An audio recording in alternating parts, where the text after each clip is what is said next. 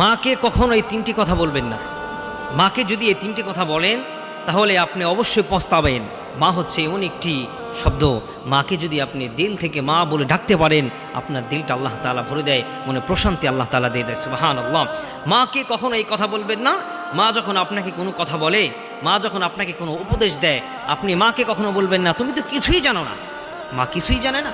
আপনি যখন কোনো ভাষা শিখতেছিলেন না, কোনো কিচ্ছু বুঝতেন না, কোনো কিচ্ছু জানতেন না, তখন কিন্তু আপনার সেই মাই কিন্তু আপনাকে সমস্ত কিছু শিক্ষা দিয়েছেন। তাহলে আপনি আপনার কোন থিওরি থেকে আপনি বলছেন মা তুমি কিচ্ছু জানো না? এই কথা মাকে কখনো বলবেন না।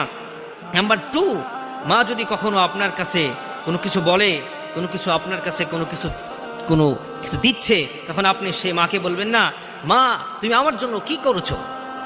আমার জন্য তুমি কিছুই করো নাই। আপনার জন্য আপনার মা কত না কষ্ট করেছে।